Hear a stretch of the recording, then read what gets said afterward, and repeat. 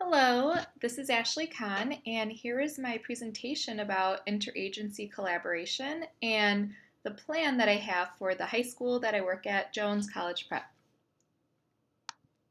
So first we have a slide about the importance of interagency collaboration. As we have talked about in our course, interagency collaboration is very important, yet it is something that is not done frequently and not totally understood by professionals in the field of special education.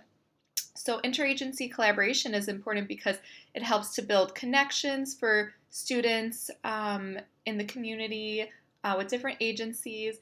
It helps students to build skills and confidence. It also helps to ease the post-secondary transition process, which for many is an overwhelming and daunting thing. And it also helps to support the families with the transition process, as families might also be unaware of the resources that are out there and exactly what will happen for their child once they age out of the school system. So I work at Jones College Prep. I work with the students with severe and profound disabilities. I have 10 students in my class.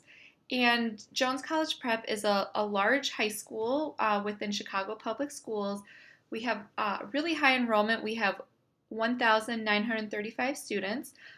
We have low-income students at our school. About 38.2% of our students are low income. We have 6% of our students are diverse learners. We have students with high incidence disabilities as well as low incidence disabilities. In terms of the low incidence disabilities, we have 4 cluster classrooms. And in those classrooms, we have a wide variety of students. And like I said, I work with the students with severe and profound disabilities. And in terms of attendance at our school, the chronic truancy is about 20.2%. So next is reasons for change. So with post-secondary transition planning, it is critical for many students, and it's required for us as special education teachers to work with students who are going to be transitioning. As we know, a transition plan is required in a student's IEP. And it's important that we work on transition because many students with disabilities end up without a plan post-high school, which leaves many students end up just staying at home and not living a fulfilling life as they potentially could.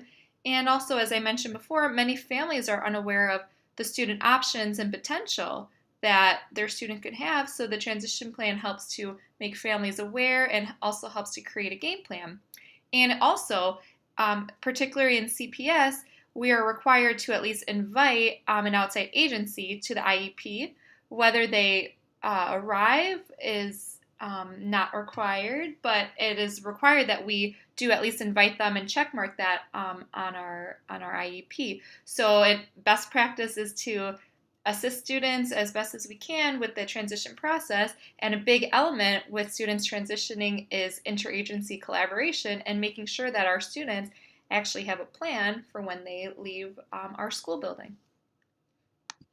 So through my research, I found 5 different articles that focus on different things in terms of interagency collaboration. As we have discussed, this is a field or a segment within the field of transition that is not completely researched. It's still up and coming. So it's a little difficult to find a ton of research, but the ones that I found, the articles that I found were particularly helpful in terms of me understanding that there's still a lot of work that needs to be done within the field of interagency collaboration.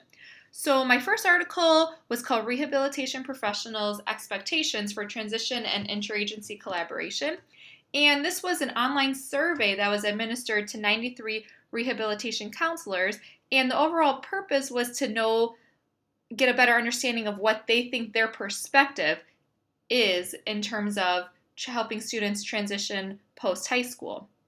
And overall, the rehabilitation counselors know that they need to work with students in terms of transitioning, yet many of these counselors feel like they fall short in terms of understanding what their true role is, and in terms of families even communicating with these counselors. As I've noted on my slide, many families often communicate with the teachers and are unaware that rehabilitation counselors are even available to them. A second article that I found was called Investigating Secondary Special Educators' Perception of Interagency Collaboration. So with this article, this study, high school special education teachers and secondary transition coordinators' opinions were assessed about what they think their role is and if they're actually fulfilling what they think their role is. And it was overall, the purpose was to create an evaluation system to help guide future research with interagency collaboration. As I've mentioned, this part is not often known about, so they are trying to research interagency collaboration more. And overall, the researchers created a 4-factor model, which include the importance of interdisciplinary collaboration, collective ownership of goals, newly created professional activities, and an evaluation on collaborative process. My third research article was called Implementing Circles, a new model for interagency collaboration and transition planning. And so with this study, focus groups were created to help educate professionals on ways to implement interagency collaboration, which is what we all want to know how to do. And I should note that CIRCLES stands for Communicating Interagency Relationships and Collaborative Linkages for Exceptional Studies. And overall, with the focus groups, educators and professionals were educated on how to implement CIRCLES. And overall, they came up with the challenges and barriers with the implementation of this model. And as I will explain later, I've actually decided to focus on implementing CIRCLES with my students at Jones College Prep.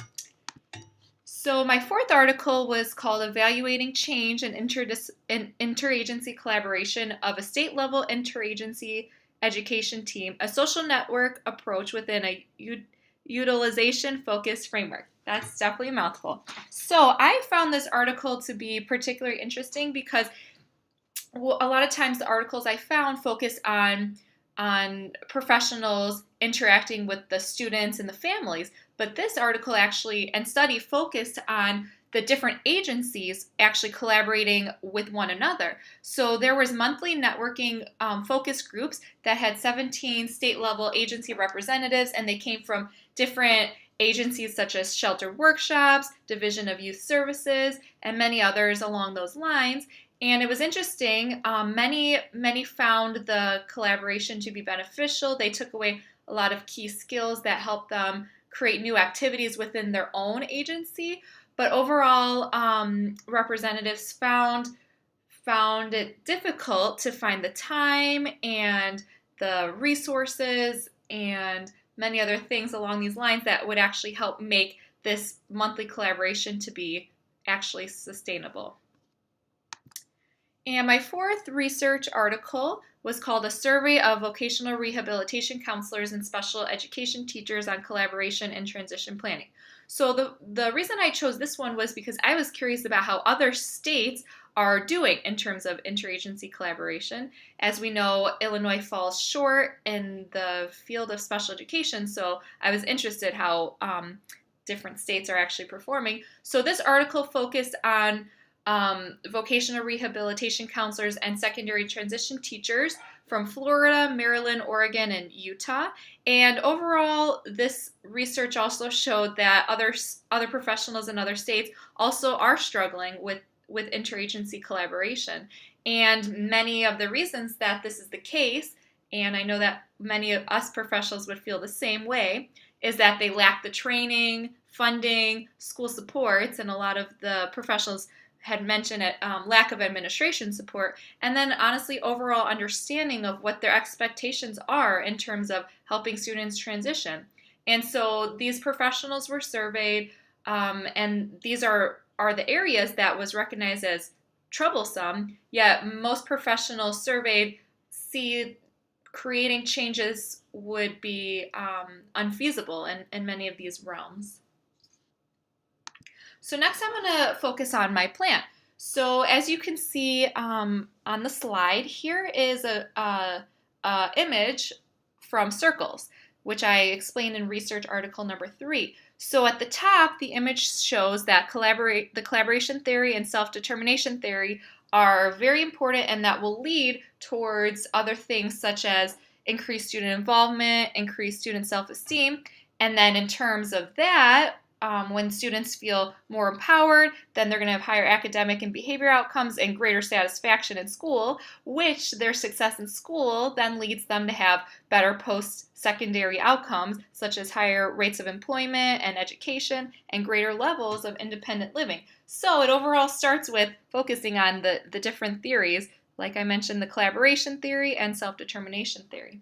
And then the image at the bottom shows that different professionals are very important in terms of student success. So we have the community level team, which is what I have been speaking of with interagency collaboration. So different agencies that might come to support students. Then you have the school level team, which are the service providers, special education teachers, for instance.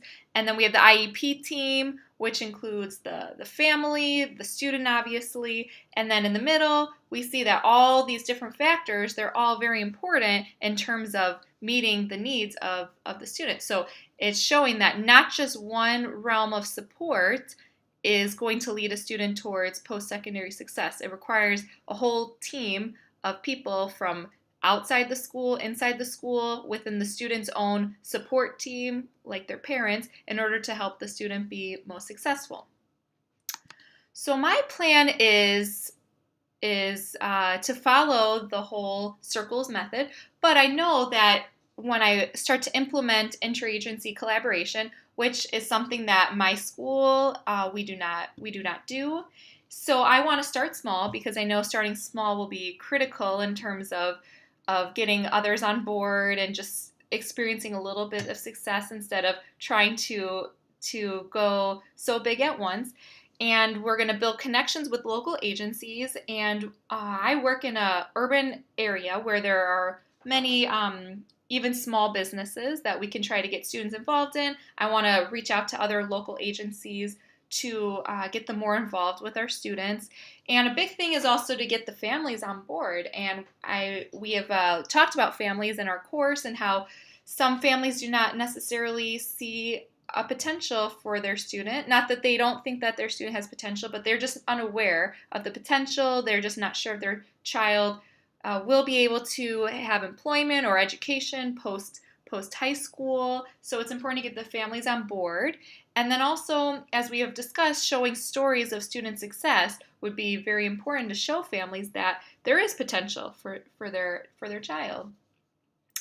And then here, lastly, I have my timeline. So for this summer, my plan is to begin reaching out to local agencies that my students would benefit from. And as I've mentioned, I work with students with severe and profound disabilities, so I want to find agencies that are familiar and able to best support our students with significant needs.